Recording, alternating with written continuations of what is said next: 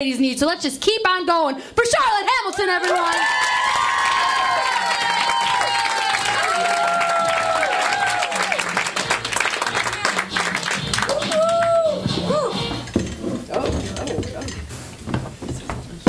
Hi everybody. I am super nervous. I'm Charlotte. I'm half Chinese and half white, which I kind of love because it's supposed to be here. I love being half white because I can use it like whenever I need it, like to access white privilege. And I like being half Asian because I'm awesome at it. So even though I'm only half, I'm like a prodigy at being Asian. Like if you need proof, I'm wearing a sweater, it's got a heart on it, it's adorable, I'm Asian. Okay? When I was 2, I picked up a pair of chopsticks to eat my Fruit Loops. Kind of a family legend. Okay? If I were a musician, I'd be Wolfgang Amadeus Asian Charlotte. If they made a movie about me eating a sumptuous Asian feast, it'd be called Eat, Drink, Man Charlotte. If I were the leader of a successful cult, it would be called Charlotte's Facebook page. I have some good news, guys. I got my period this weekend. Yay, fertility. It doesn't come on a regular schedule like probably the rest of you ladies get it. So I get really excited when it comes, like when Jesus came back to life. You know, it's like, it's been like 40 days since I last saw you, and you just kind of came and bled all over the place and then went away. So welcome back, hallelujah. Okay, I got a question. Anybody here ever lived with a boyfriend or girlfriend who's been saving themselves for marriage?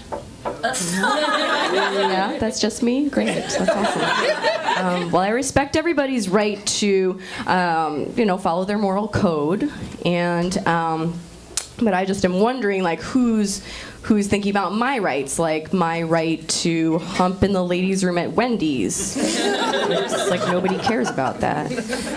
But it's actually good to be, to have a virgin boyfriend because you don't have to worry about getting pregnant, and it's like you don't have to go to the gynecologist as much. It just kind of sucks because you start to look forward to going to the gynecologist because, like, at least he's sticking something up my vagina. And I brought him flowers last time I went. And the nurse confiscated them because she's jealous.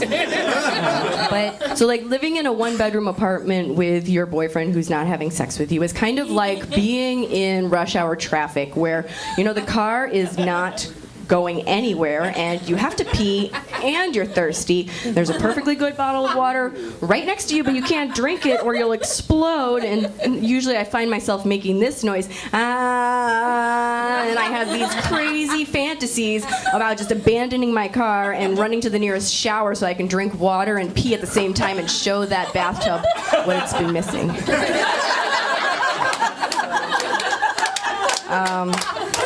So I'm actually single again. I have like kind of a thing for like weird guys. Like if he doesn't have mommy issues and a collection of his own urine, just don't set me up with him. And I like my boyfriends like I like my stalkers, focused on me and interested in photography. I'm a hospice social worker. And it's kind of that's funny. It's like a weird mix of like intense life-death experiences and mundane office life. So for example, the other day I was at a visit where like the long-lost daughter came back to see her dad on his deathbed, and they made amends, and it was very beautiful. And then I went over to the office and I ran into my coworker Linda, and I'm like, "Hey Linda, how are you?" And she's like, "Don't even ask." And I'm like, "Okay, bye Linda," but it's too late. She's like, have you seen how much photocopying Jesse and Sarah have been doing? They use the copier all day long. And I've been saying for years that we should have 2 copiers, but does anybody listen to me? No. Just because I've been here 10 years and I know this place inside and out, and yet I don't even get a cake for my birthday, just a pie. Like, everybody knows a pie is a lazy person's cake, like only people from the South eat what amounts to jelly in a bowl made of crumbs. And I'm like, thanks, Linda. Nobody kills an existential moment like you do. Thought I was going to love everybody after this touching family reunion I saw because every moment is precious, but you've made me realize that I was wrong because these last few moments that I've been spending with you, I've been mentally ripping my hair out and shoving it in my ears, and if you'll excuse me, I'd like to go over to this copy machine, stick my head under the lid, and bang it repeatedly so I can leave this world with some dignity. Do you know what scares the shit out of me? Is Chucky. Okay?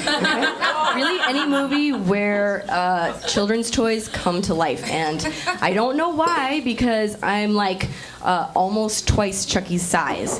So if he came to my house, I could definitely take him. Like, I would just put him in a headlock, force feed him baby Tylenol, and he'd pass peacefully.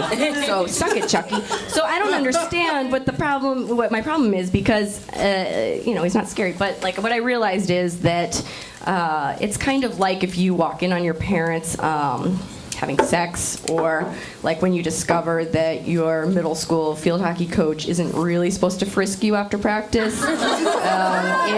It's the end of the innocence, okay? And as a social worker, I just want to protect people from Chucky, and so I do. Sometimes it gets me into some trouble, like, for example, my friends with kids don't really let me come over anymore ever since the Buzz Lightyear beheading incident. But I was just trying to protect the children and protect all of you, because that's what the half-Asian leader of a successful cult does. So you can follow me on Facebook.